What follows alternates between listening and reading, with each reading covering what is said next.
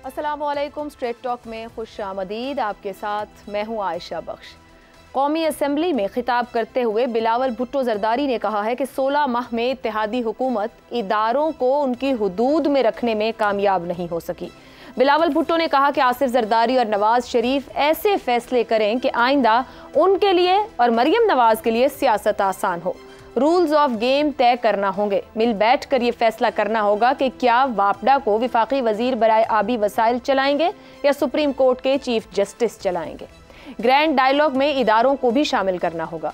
सियासत को जाती दुश्मनी तक ले जाते हैं तो इसका नुकसान रियासत, जमहूरियत, सियासत को होता है। बिलावल भुट्टो जरदारी ने कहा कि ऐसा लगता है हमारे बड़ों ने फैसला किया है कि जैसे 30 साल उन्होंने भुगता है, हम भी आगे जाकर वही सियासत करें। मुल्क के नौजवान इस रिवायती सियासत से तंग आ चुके हैं। वजीर खारिजा ने कहा कि हम अपोजिशन में होते हुए धांधली के खिलाफ एहतजाज करते थे, मगर हर वक्त हमारे जहन में ये होता था कि हमसे ऐसा काम ना हो जिससे सिस्टम को नुकसान हो, जमहूरियत को धचका पहुंचे और तीसरी कुव्वत या फिर गैर जमहूरी कुव्वत फ़ायदा ले। बिलावल भुट्टो का कहना था कि जब हमने हुकूमत संभाली तो हम सब ने इरादा किया कि जो गलतियां पहले हुई हैं उनको दुरुस्त करने की कोशिश करें, सिविलियन इदारों को मजबूत बनाएं, पार्लिमान के वक़ार को बहाल किया जाए, जमहूरियत को मजबूत किया जाए और अब तारीख फैसला करेगी कि हम इसमें कामयाब हुए हैं या नहीं। जिना हाउस और फौजी तनसीबात पर हमला किया गया, फिर रियासत की रिट कायम करने के लिए ऐसे कुछ इक़दाम उठाना पड़े ताकि फिर से ऐसे काम ना हो। लेकिन अफसोस के साथ हमें जो नज़र आ रहा है, हमारी अपोजिशन कोई सबक नहीं सीख रही। बिलावल भुट्टो जरदारी के कौमी असम्बली में इस खिताब को इसलिए अहम करार दिया जा रहा है क्योंकि एक तरफ वो ये एतराफ़ कर रहे हैं कि इत्तेहादी हुकूमत इदारों को उनकी हुदूद में रखने में नाकाम हुई है, तो वहीं दूसरी तरफ वो अपने वालिद आसिफ जरदारी और नवाज शरीफ को मुखातिब करके कह रहे हैं, शिकवा कर रहे हैं, तहफ़्फ़ुज़ात का इजहार कर रहे हैं, या क्या कह रहे हैं कि हमारे बड़ों ने फैसला किया है कि जैसे 30 साल उन्होंने भुगता है, अब बिलावल और मरियम भी आगे जाकर वही सियासत करें। कौमी असम्बली में ऐसी बातें करके बिलावल अपने वालिद और नवाज शरीफ की सियासत पर तहफ़्फ़ुज़ात का इजहार क्यों कर रहे हैं? सबसे बढ़कर उनको ऐसी बातें 14 माह की हुकूमत के बाद और ऐन कौमी असम्बली की तहलील के वक्त ही क्यों याद आ रही हैं? इसी पर गुफ्तगू करेंगे। पैनल में हमारे साथ मौजूद हैं हसन निसार, इफ्तिखार अहमद, शहजाद चौधरी और अबसार आलम साहब। आप चारों का बहुत शुक्रिया। आप सबसे सवाल, इत्तेहादी हुकूमत इदारों को उनकी हुदूद में रखने में कामयाब नहीं हो सकी। बिलावल भुट्टो, पार्लियामेंट में होने वाली कानून साजी, क्या बिलावल का बयान इंतखाबात से पहले सियासी बोझ उतारने की कोशिश है? हम इत्तेहादी हुकूमत के उन महीनों की बात कर रहे हैं जब हुकूमत क्योंकि वजीर खारजा और कह रहे हैं कि हमने जो कुछ सोचा हम आए, क्या कुछ बचाने की कोशिश करेंगे, किस ढंग पे सियासत करने की कोशिश करेंगे। आज जब जहां खड़े हैं, रावी क्या कहता है इस पे बात करेंगे। तारीख तो तय करेगी कैसा रहा ये वक्त। हसन निसार साहब, जो भी कुछ हुआ, जो वो एतराफ़ कर रहे हैं, जो शिकवा तहफ़्फ़ुज़ात का इजहार अपने बड़ों से मुतालिक कर रहे हैं, क्या कहेंगे? वाकई कुछ संजीदगी है? वाकई सियासत के ढंग बदलना चाहते हैं नौजवान सियासतदान? अगर इस मुल्क में सियासत के ढंग तब्दील होते हैं तो इनमें से एक चेहरा भी दिखाई नहीं देखा। इसलिए सुनने की हद तक बात अच्छी है, लेकिन ये तज़ादात का शाहकार है। दूसरों को हुदूद में रखने के लिए ज़िंदगी की एक बुनियादी एक ज़रूरत है कि दूसरों को हुदूद में रखने के लिए मुझे ख़ुद अपनी हुदूद में रहना और परफॉर्म करना होगा। ये पहली और आखिरी बात है। अगली बात, ये जमहूरियत को धचका, भाई ये है कहाँ? ये फाशा होती कहाँ है जिसको धचका लगा? पाकिस्तान में देखो, जमहूरियत एक लफ्ज़ है, इसका मतलब ही समझ लो। जमहूर का तो रोल ही कोई नहीं। मुझे बताओ कितने रिटायर्ड वाइस चांसलर को, टॉप के डॉक्टर्स को, सर्जन्स को, फलाना को, IT को पढ़े लिखे बंदे,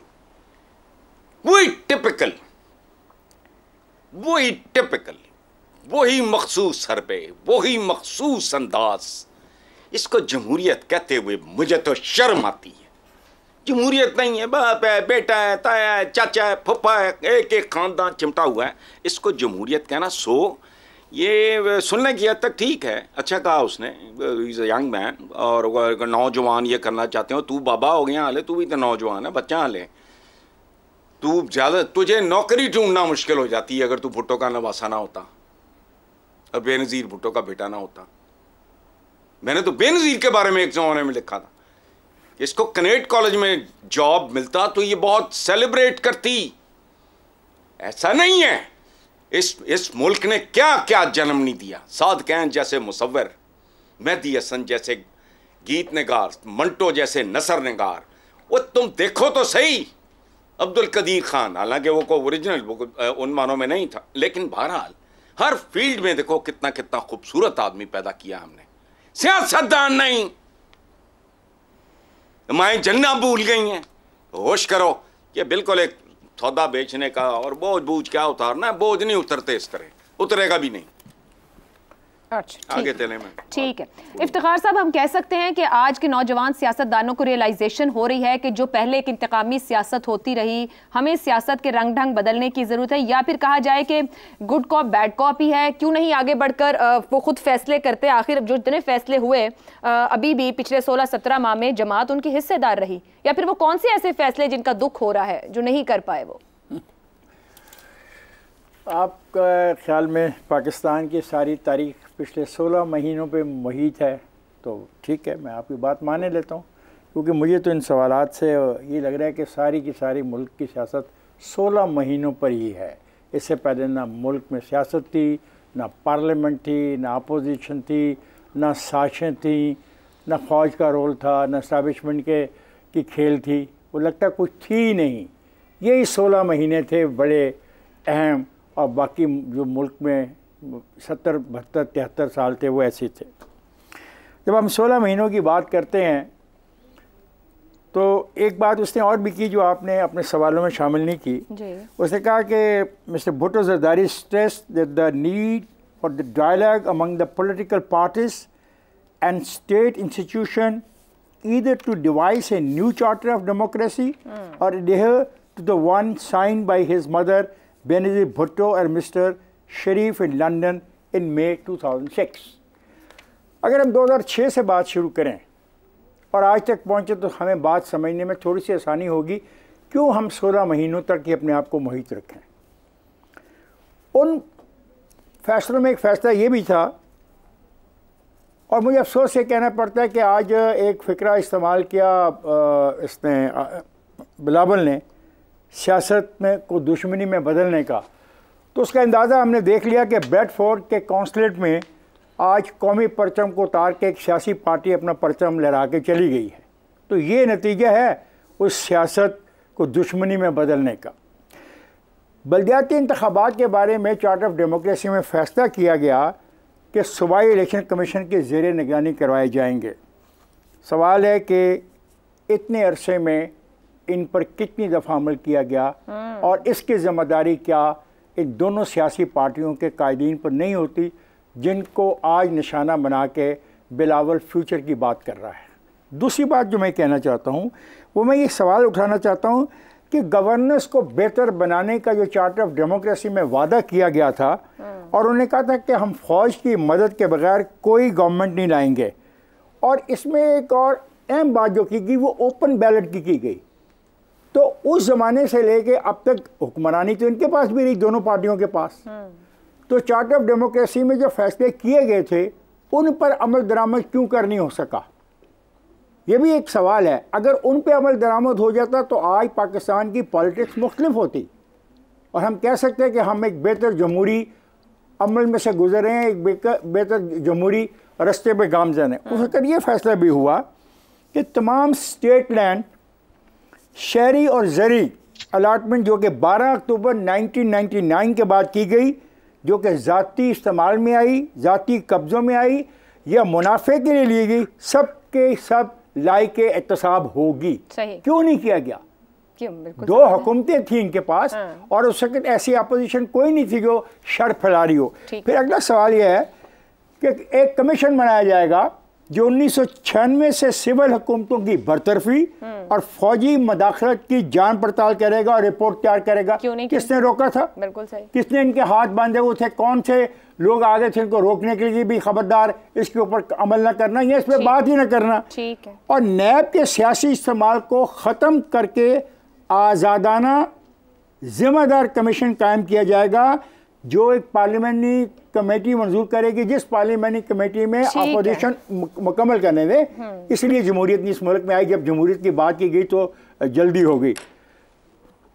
पार्लियामेंट्री कमेटी मंजूर करेगी जिसमें 50% हुकूमती लोग होंगे और 50% अपोजिशन के नुमाइंदे। अब ये पांचवा पॉइंट जो मैंने बोला, अभी पिछले दिनों जब आपने नैब के कवानीन में तब्दीली की तो किसने रोका था? सवाल ये नहीं पैदा होता। मुझे महसूस करता हूँ मैं कि आप बूढ़ों से जान छुड़ाना चाहते हैं और ये ठीक है, नौजवानों को ये हक है कि बूढ़ी क़यादत से जान छुड़ाएं। लेकिन सवाल ये है कि नौजवान क़यादत हमें ये भी तो बताए कि उसका क्या प्रोग्राम है, उसके पास रोड मैप क्या है। मैं तकारीर करने से बात नहीं बनेगी। ये वादे जो आप लोगों ने किए पॉलिटिकल हैं, क्या आप इनको ओन करते हैं? हाँ या ना में जवाब दीजिए और बात को आगे वैलिड पॉइंट। तकारीर के नतीजे तो हम देख चुके। शहजाद साहब, मैंने अपने इब्तिदाई में जैसी बात की कि उन्होंने कहा कि हमें नए रूल्स ऑफ गेम तय करना होंगे, और जाहिर बात है वो पिछले 16 महीने का ये एक अलविदाई खिताब था उनका कौमी असम्बली के फोरम पे। वो एक अलविदाई खिताब में एनालिसिस कर रहे हैं अपने उन 16 महीने की एफर्ट का, उस सियासत का जो उन्होंने सीखी, की और देखी है। क्या कोई सियासी बोझ उतारने की कोशिश है? क्या जो कानून साजियाँ की गई और मुखालिफ सियासी मुखालिफिन को लेकर भी की गई, जिन्होंने गुफ्तगू भी की कि हमने संभालने की बहुत कुछ कोशिश की, मगर फिर जब 9 मई हुआ तो बहुत से ऐसे फैसले करने की कोशिश की, क्या बिलावल भुट्टो अपनी कोई वाज़ेह पॉलिटिकल स्टैंडिंग सामने लाना चाह रहे हैं? या फिर मैं वही बात कहूं कि हमें करीबन जमातों से नजर आता है गुड कॉप बैड कॉप, जो बड़ी जमातें, कोई उस तरह की सिचुएशन है? नहीं, मेरा ख्याल है कि बड़ी हद तक एक हकीकत पसंदी वाली उनकी तकरीर थी। मैंने सुनी, उसका कुछ हिस्से सुने और उसकी मैं आपको वजह दे, लेकिन रूल्स ऑफ द गेम तो ऑलरेडी बने हुए हैं और मैं उसको एक्सप्लेन करता हूं कि मैं क्यों कहता हूं कि रूल्स ऑफ द गेम जो बने हुए हैं उसको क्यों, कब, कहां फॉलो नहीं किया जा रहा। बुनियादी तौर पर वो शिकायत किस चीज की कर रहे हैं? वो शिकायत अपने वालिदैन से ये कर रहे हैं कि जिस रास्ते आप आए या हमें लेके आए, अब उसी रास्ते से हमें भी शायद आगे लेके अपने आप को चलना पड़ेगा। ये वो सवाल कर रहे हैं कि क्या यही एक रास्ता था यहाँ पे आने का जिसमें हमने पिछले 16 महीने गुजारे? ये बड़ा सवाल है जिसको लेके चल रहे हैं। देखिए, किसी भी रियासत के अंदर या पाकिस्तान की हद तक 3 ताकत के महवर हैं। इस्टेब्लिशमेंट, बादल नखास्ता आपको एक्सेप्ट करना पड़ता है, एक ताकत का महवर है, रखती है पोजीशन, और उसका असर भी नजर आता है हमारी सियासत के ऊपर और बाकी शोबों में। उसके बाद अदालत जब कमजोर हो जाती है तो बढ़ती हुई नजर आती है, ताकतवर होती है तो वो फिर दूसरों को रूल करती है।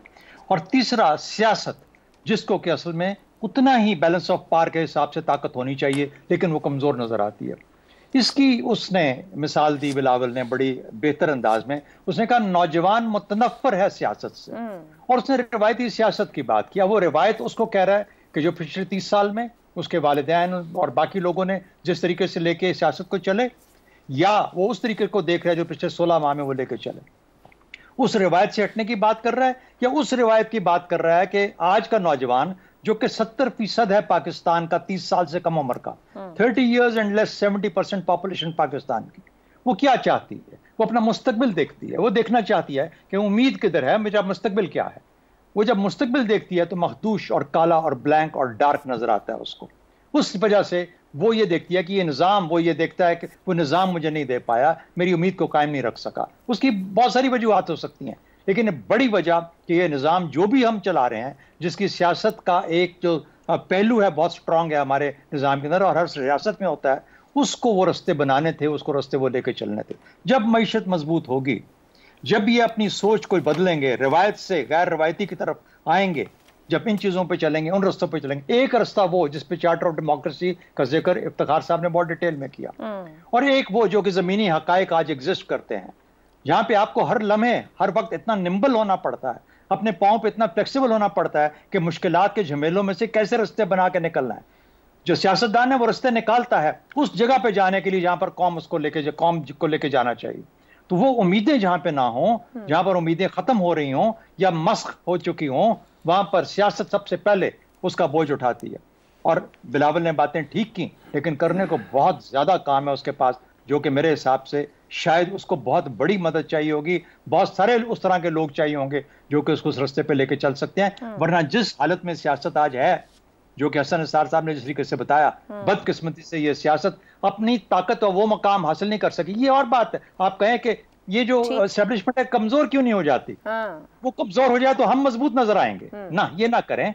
आप अपने आप को मजबूत करें ताकि वो अपनी जगह पे रहे और अपनी हैसियत में रह के और अपने दायरे में रह के काम करें। ठीक है, बातें अच्छी की, तकारीर भी ठीक हैं, ये पॉइंट ऑफ व्यू तो है, लेकिन क्या पॉलिटिकल ऑडियंस के लिए है या वाकई इस रियलाइजेशन के साथ है कुछ करना है? क्योंकि बिलावल भुट्टो ये कहते हैं कि तारीख फैसला करेगी हम कामयाब हुए या नहीं। अबसार साहब, जमहूरियत, सिविलियन इदारों की मजबूती, पार्लियामान के वक़ार की बहाली, क्या इसी रस्ते पर थी इत्तेहादी हुकूमत? देखिए, एक बात तो है कि इत्तेहादी हुकूमत इस रास्ते पे नहीं थी, लेकिन मुझे नहीं समझ आ रही कि आप लोग इतना एक्सपेक्ट क्यों कर रहे थे इस इत्तेहादी हुकूमत से कि वो बहुत ही आला परफॉर्म करेगी और जो कुछ चार्टर ऑफ डेमोक्रेसी में लिखा है उसके ऐन मुताबिक चलेगी। इस हुकूमत का आने का मकसद इदारों को वापस अपनी जगह पे भेजना तो नहीं था। इस हुकूमत के आने का मकसद तो एक वक्त गुजारना था, वोट ऑफ नो कॉन्फिडेंस के ज़रिए प्राइम मिनिस्टर को निकालना था, एक्स प्राइम मिनिस्टर को, और अपनी हुकूमत बना के चीज़ों को थोड़ा बेहतर करना था। इस हुकूमत का तो ये सिर्फ यही मकसद था। जहाँ तक इदारों को वापस भिजवाने की बात है, देखिए सिविल एंड मिलिट्री कशमकश हमारे यहाँ एक हकीकत है, इसको तो हम डिनाई नहीं कर सकते।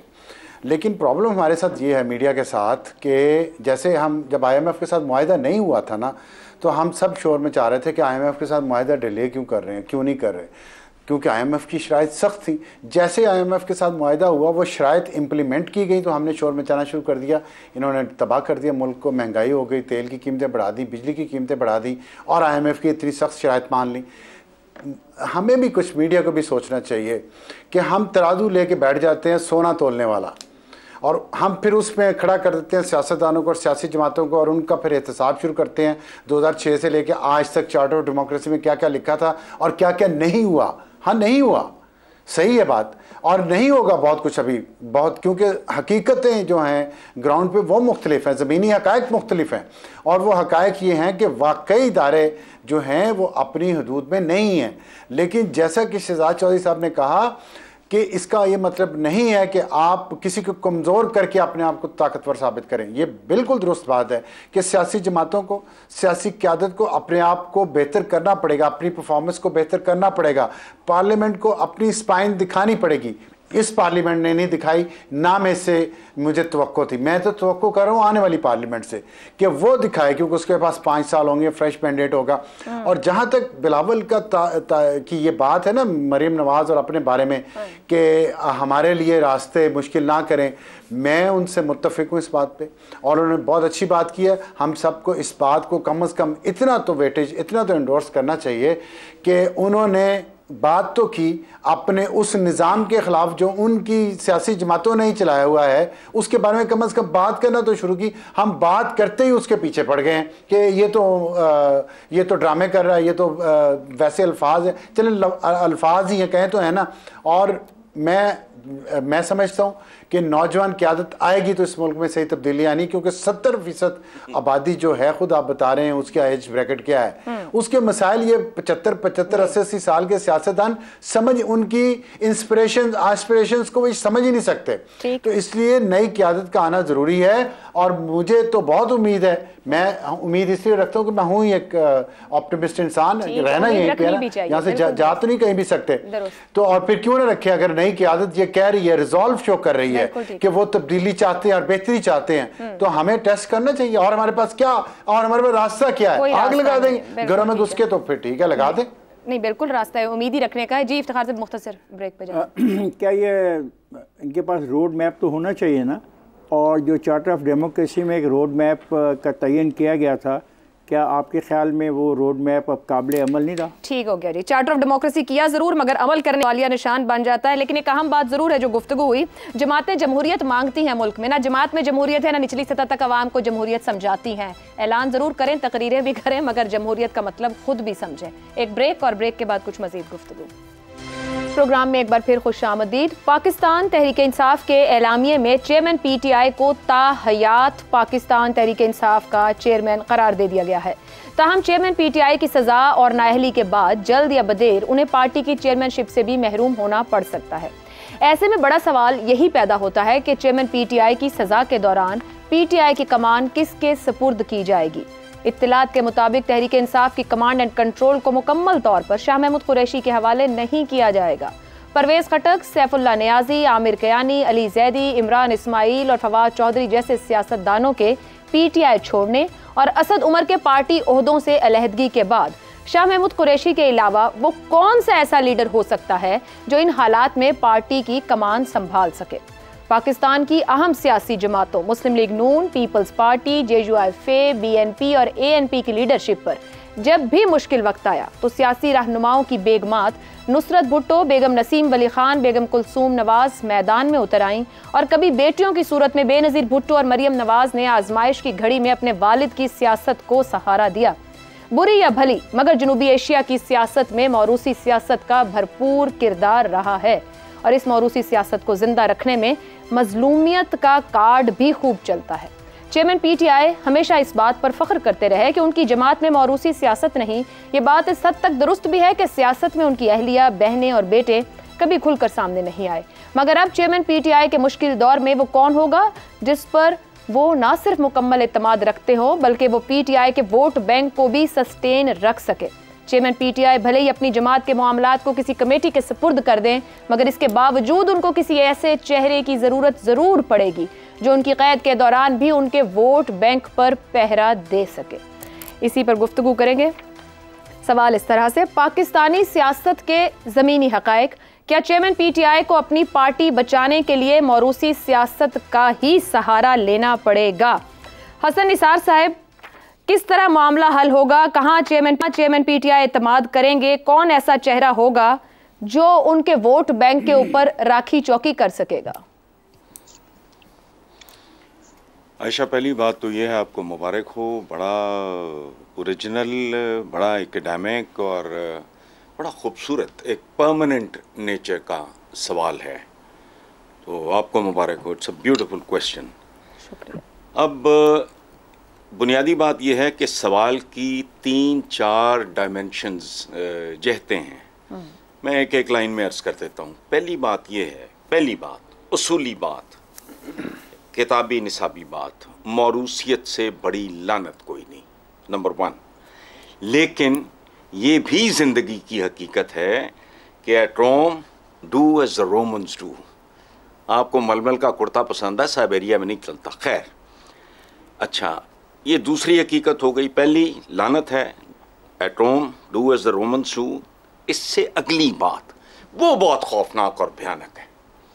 हम बूथे उठा के कह तो देते हैं मौरूसियत, लेकिन ये बहुत भयानक तारीखी हकीकत है। पूरी दुनिया की तारीख उठा के देख लो कि मौरूसियत के लिए भी खसूसियत चाहिए। ऑटोमन्स को देख लो, सफवीज को देख लो, वेस्ट की हिस्ट्री देख लो, जब तक बादशाह थे और ये वो सिलसिला रहा। अच्छा, वरना शाहजहां को दारा शिकोह बहुत पसंद था, उसका बहुत लाडला बेटा था। और कल देखें बेनज़ीर भुट्टो ने कितनी महारत से अपनी वालिदा को साइडलाइन किया। It's a reality. और मुर्तज़ा भुट्टो, उसको अकल ही नहीं आई, वो बेचारा अपने मिजाज की भेंट चढ़ गया। नवाज शरीफ को देख लो, बेटे हैं, बाकी बेटियां हैं, वो बेचारे एवं ही हैं, गुजारे माफक। वो इसी काबिल हैं कि उनके पास अरबों खरबों डॉलर हो और वो मल्टीप्लाई, वो अंडे बच्चे देता है, पैसा बहुत ज़्यादा पैसा, मनी बिगेट्स मनी, और इतना मनी तो फिर रुकता ही नहीं। अच्छा, सो बेटी आगे कर दी। मुख्तसरन ये कि मौरूसियत भी कोई मक्खन मलाई नहीं है। बेनज़ीर भुट्टो ने भी जान दी और ये कहानी लंबी चलती है। लेकिन ऑप्शन कोई नहीं। अगर इमरान खान ने मामला आगे चलाना है, वो किन में से किन को, बहनों भाइयों में से या बेटों में से कोई आता है, वो शायद माँ ही इजाज़त ना दे। पाकिस्तान की गलीज और अनप्रडिक्टेबल, बेतुकी, बेशर्म, बेहया पॉलिटिक्स में जब हमको अगर बेटे अजीज हैं तो वो कहेगी शील पुट अ फुट डाउन। बेटों को वालिद कितने अजीज हो गए। हसन साहब, एक बार आपने कतई कलामी, एक बार आपने शो में कहा था कासिम आ सकते हैं बाहर से संभालने को, अगर आपको याद हो। नहीं, आने को मैं को रूल आउट तो कोई बात भी नहीं कर रहा ना। सही। मैं तो सिर्फ इतना गुजारिश कर रहा हूं कि कौन आएगा। मौरूसियत के लिए जो खुसूसियत चाहिए उसमें होगी या नहीं। दुरुस्त। अल्लाह खैर सल्ला। वो भतीजा भी हो सकता है, कोई भतीजा तो उन मानों में नहीं, भांजा मैं कह रहा हूँ। ओके, हसन को आगे कर दे, ठीक है। लेकिन हसन में को खुसूसियत है, अभी तो वो नजर ही नहीं आया 9 मई के बाद से। ठीक है, कौन आएगा कौन नहीं, I am not predicting that. Okay, ठीक हो गया, ठीक हो गया। अब सार साहब मैं आपकी तरफ आऊंगी। अभी मौरूसियत में खुसूसियत की बात की और ये मक्खन मिलाई नहीं, मैंने ऊपर इब्तदाई में भी बात की। बर्रे सगीर में मौरूसियत को जब इस्तेमाल किया गया सियासतदानों की तरफ से तो उसमें मजलूमियत कार्ड रहा। बेनज़ीर राजीव गांधी, सोनिया गांधी, शेख हसीना, नुसरत भुट्टो, कुलसूम नवाज, मरियम नवाज मिसालें हमारे सामने हैं। सवाल यह है कि चेयरमैन पीटीआई मौरूसी सियासत के बगैर मजलूमियत कार्ड इस्तेमाल कर पाएंगे?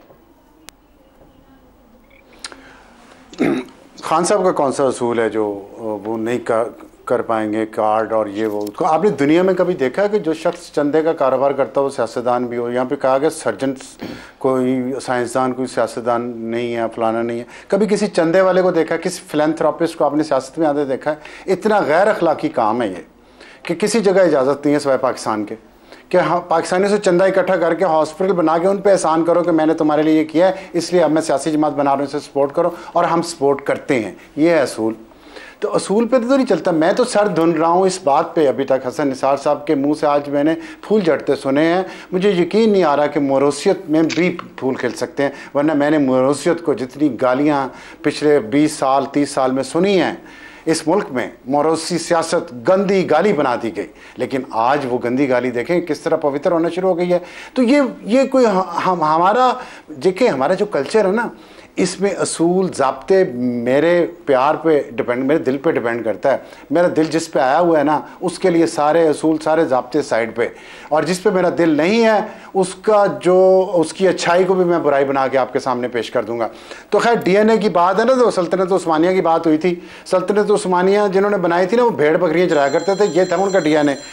तो इसलिए ये डीएनए होना जरूरी नहीं है कोई बहुत डीएनए अच्छा का ये मतलब नहीं होता, कबूल करते हैं जिसको। ओ भाई डीएनए का मतलब ये नहीं होता, यही होता है मतलब, ये मतलब नहीं है डीएनए का। जो भी होता है, किसी का पेशा क्या है। बल सल्तनत उस्मानिया के जो सल्तनत उस्मानिया जी, तो भेड़ बकरी चराने वालों में टेस्ट सोच सकते हैं ना, ये तो बता रहा हूँ आपको। टैक्स की दुनिया और है, ये तो बता रहा हूँ। और उस जमाने में आईटी इंजीनियर नहीं होते थे।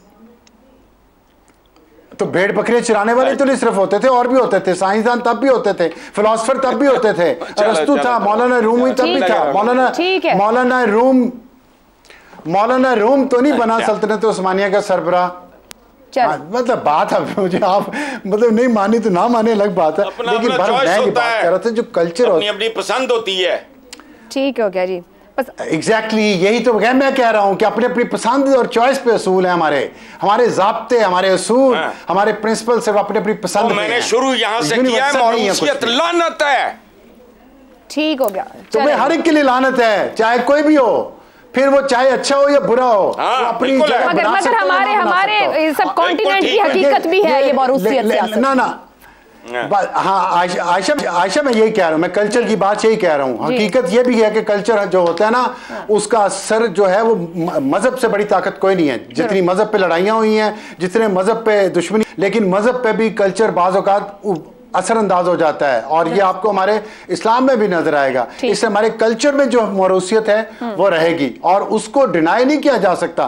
तो अब जाहिर है सबको समझ आ रही। तो जो आपने कहा था सियासी जमातों में जमहूरियत होनी चाहिए, जमहूरियत जमात इस्लामी में बहुत है, उसको बड़े अच्छे तरीके से उनका अमीर मुंतखब होता है। लोग क्यों नहीं वोट देते उसको, क्यों नहीं उसको मेजॉरिटी मिलती? इसलिए कि हमारे कल्चर में नहीं है उस जमात का कल्चर जो है, जो वो अलग है। तो कल्चर से आप अपने आप को अलग करके नहीं देख सकते, इसलिए असूल ज़ाब्ते जो है थोड़े से हमें उनको फ्लेक्सिबल तो हमारे कल्चर में मौरूसियत को पसंद किया जाता है। मैं इसको चैलेंज आगे लेके चलते हैं गुफ्तगू को। शहजाद साहब आपकी तरफ आऊं। एतबार किया जाता है, ठीक है जी, एतबार किया जाता है। पार्टी कमांड की आखिर तो कहीं ना कहीं सुपुर्दगी होगी, क्योंकि मुल्क के आइन के मुताबिक कोई कॉन्विक्ट है तो ओहदा नहीं रख पाएगा। एक फेस चाहिए होगा जो जमात को, जो मैंने ऊपर भी बात की, जो जमात को संभाले, कोई ऐसा चेहरा जो विक्टिम कार्ड प्ले करे। चेयरमैन पीटीआई के मामलात आसान हो, बाहर आना आसान हो। क्या जेल में बैठा चेयरमैन पीटीआई, जमान पाक में बैठे चेयरमैन पीटीआई से ज्यादा बड़ा सियासी खतरा बन सकते हैं सियासी जमातों के हवाले से, उनकी हरीफ जमातों के हवाले से बात करें? जी सर। हाँ आयशा, एक तो मैं ये हसन साहब की और जो अब्सार साहब ने अपने नुकात उठाए, मैं बड़ा अप्रिशिएट करता हूँ। बड़ी जबरदस्त फैसिनेटिंग डिस्कशन थी इन दोनों की, और बड़े ही गहरे, दोनों तरफ से बड़े गहरे पॉइंट्स उठे हैं। एक चीज मैं कहना चाहूंगा आपके सवाल के जवाब में कि पार्टी को बचाने के लिए उन्होंने मौरूसियत का आपने जिक्र किया। मुझे बताइए, सबसे मेरा पहला सवाल ये होगा कि इमरान खान साहब के लिए, चेयरमैन पीटीआई के लिए मैं यानी वो खुद उनकी ज़ात ज़्यादा बड़ी है, ज़रूरी है, या उनकी पार्टी ज़्यादा ज़रूरी है?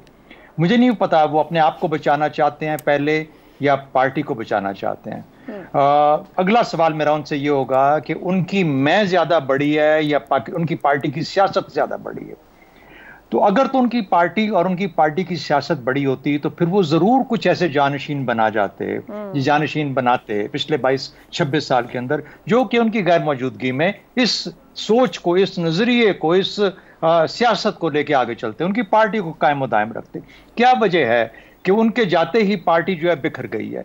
वो जो सेकंड टियर लीडरशिप थी, सवाए शाह महमूद कुरैशी के पास जगह नहीं है जाने के लिए, और वो उस स्टैचर पे हैं जहां पर वो गालिबन छोड़ के जाएं भी तो उनकी अपनी बहुत ज्यादा गलत तरीके से उनको देखा जाएगा, इसलिए वो छोड़ के नहीं गए। असद उमर अपनी क्रेडिबिलिटी को पकड़े हुए बैठे हैं, वरना उनकी जगह भी पार्टी में नहीं रही थी जब उनको हाथ मिलाने से भी खत्म उनको कर दिया गया और उनको भी पता लग गया कि नहीं, इस पार्टी में मेरी कोई जगह नहीं है। तो वो दो बंदे और उसके बाद 4-5 का आपने नाम लिया, ये सब के सब बिखर गए। इसलिए बिखर गए कि वो जिसकी जात, जिसकी बुनियाद पे आपने पार्टी बना के रखी हुई थी, जिसके गिर्द पार्टी थी, जो महवर था, जब वो महवर हटा वहां से, वो महवर कमजोर हुआ, तो ऑटोमेटिकली जिस तरीके से न्यूक्लियस किसी भी एटम का कमजोर होता है तो उसके जो इलेक्ट्रॉन्स होते हैं वो उड़ना शुरू कर देते हैं, दूर दूर भागना शुरू कर देते हैं, उड़ जाते हैं ऑर्बिट से। वो हुआ इस पार्टी के साथ। तो सबसे बड़ा सवाल इमरान खान साहब को अपनी जेल के दिनों के अंदर ये सोचना चाहिए, मुझे नहीं मालूम कितनी देर रहेंगे, वो तो ये कह रहे हैं कि अभी कोई और सोचना की जाए, लाया अमल मैं आके तश्कील दूंगा, मैं सीसी के साथ बैठूंगा, वरना शाह महमूद कुरैशी मुल्तान में बैठा है, नंबर 2 है, वो कर सकता है उसका मौजूदगी में कि सियासत को कैसे लेके आगे चलना है। नहीं, यकीन नहीं है।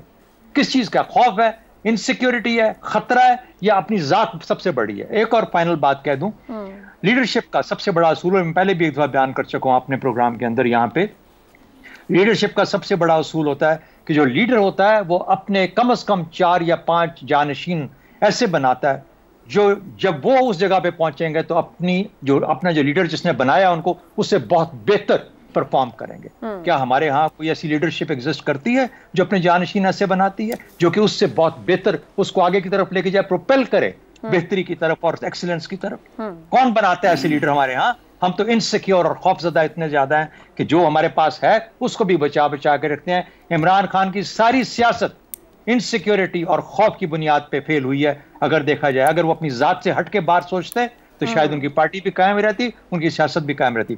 मौरूसियत से ज्यादा, आपने सवाल जो कि मौरूसियत का पूछा, मौरूसियत से ज्यादा जमहूरियत की तरफ कोशिश करें, जमहूरियत की रूह को समझें, और जमहूरियत जैसा आपने पहले अपने क्लोजिंग रिमार्क्स में बोला, पहले सवाल के जवाब में, जमहूरियत की रूह जो समझेगा वो जमहूरियत को पायदार बनाएगा, अपनी सियासत को पायदार बनाएगा। ठीक है जी, जबरदस्त पॉइंट आ गया। इफ्तिखार साहब, एक बात ये शाह महमूद कुरैशी की हो गई, वो पावर पॉलिटिक्स का बड़ा अहम किरदार है, क्यों उनकी जमात और फिर लीडर उन पर एतबार नहीं, एक तो इसको एड्रेस कर दीजिएगा। दूसरा, अभी गुफ्तगू हुई कि कल्चर में मौरूसी सियासत पर एतमाद है, यानी हमारा वोटर एतमाद करता है, क्या खान साहब उसके बगैर चल पाएंगे? मैं तो आज इतना खुश हुआ हूँ कि पाकिस्तान का एक इतना बड़ा इशू था मौरूसियत का, इतने सालों से जितने नेगेटिव लफ्ज़ इस्तेमाल किए जा सकते हैं जो डिक्शनरी में थे वो इस्तेमाल किए गए, और आज आपकी इस महफिल में, आपके इस प्रोग्राम में इस नतीजे पे पहुँचे कि मौरूसियत के बग़ैर तो गुजारा ही नहीं है, और बहुत बहुत अहम किस्म की हवाले इस्तेमाल किए गए। मुबारक हो सारों को। अब रही बात जमहूरियत की, खैर मुबारक, खैर मुबारक जी, मुबारक हो आपको। अब बात रही जमहूरियत की। मेरा ये ख्याल है कि इमरान खान साहब जमहूरियत का रास्ता अपनाएंगे, क्योंकि सरप्राइज़ देने का एक उनसर जो इमरान खान की सियासत में है वो बहुत कम लोगों की सियासत में अभी मौजूद मैंने देखा है गुज़श्ता दिनों में। वो सरप्राइज़ देंगे और वो ऐसा फ़ैसला करेंगे कि आप हैरान और परेशान हो जाएंगे। वो मुमकिन है कि 10 या 15 लोगों पर मुश्तमिल एक कमेटी फॉर्म कर दें और उसमें कहें कि वो फ़ैसला करेगी, और फ़ैसला ये होगा कि इन 2 ख़ानदानों को ख़त्म करना है। ये ख़ानदान ख़त्म नहीं हुए, इनके पीछा करना है और इनको छोड़ना नहीं है। और पाकिस्तान की असल जो पॉलिटिक्स है वो है यही कि जब तक ये हैं तो फिर कोई चीज़ नहीं है। तो मैंने भी सारी जद्दोजहद इनके ख़िलाफ़ की है, तो मेरी पार्टी की जो ये तंजीम साजी का जो मैं एक अदारा बना के जा रहा हूँ, इसका काम ये होगा कि मरते दम तक पाकिस्तान में जमहूरियत का तस्वर यही होना चाहिए कि 2 ख़ानदानों का ख़ात्मा करने से जमहूरियत आ जाएगी।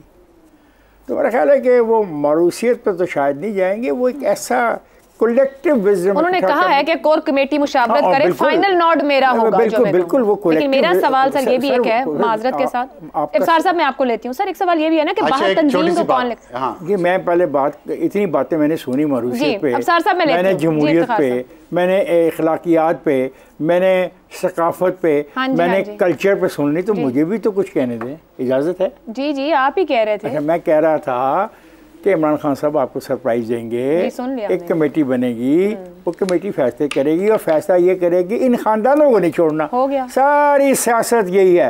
क्या हो गया? चले, ये तो वो पुरानी उनकी सियासत है, मुल्क तबाह हो गया, मुल्क के इदारे तबाह हो गए, मुल्क की जमहूरियत तबाह हो गई, मुल्क के अंदर गैर यकीनी सूरत पैदा हो गई। जी अफसार साहब, मैं एक सवाल था मेरा, मैं आप सब मुअज़्ज़ज़ लोगों से पूछना चाह रहा था कि हमने मौरूसियत पर बड़ा अभी डिस्कशन की है, उसमें खान साहब की बहनों का भी जिक्र हुआ और बेटे का भी और भी बहुत सारे लोगों का। तो क्या अगर बुशरा बीबी के पास पार्टी की क़यादत आती है, जो उनकी बेगम साहिबा हैं, तो फिर भी क्या मौरूसी सियासत ही होगी या वो अलग गिनी जाएगी? वो अलग गिनी जाएगी, क्योंकि वो मौरूसी और ये कैसा आइडिया? अलग गिनी जाएगी। Idea is not bad.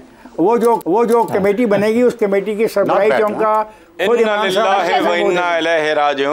Shahzad साहब ने एक सवाल किया था कि वो मैं से आगे सोचेंगे अपने से बाहर। निसार, आप Hasan Nisar, you are opposing अपना बुशरा बीबी लीडरशिप। इन्ना लिल्लाहि व इन्ना इलैहि राजिऊन। बस साहब ये कैसे हो सकता है जब कल्चर का हिस्सा है, लोगों को पसंद ना पसंद है। तुम लोग आखिरी कील ठोकना चाहते हो पीटीआई। वाह बड़ा प्रपोजल। अच्छा साजिश पकड़ी गई, हसन निसार साहब ने हमारी साजिश पकड़ ली, हसन निसार साहब ने साजिश पकड़ ली। सुभान अल्लाह। चलें जी, आज का प्रोग्राम अपने इख्तिताम, आप चारों का शुक्रिया अदा करेंगे। मुझे इजाजत दीजिए, अल्लाह हाफ़िज़।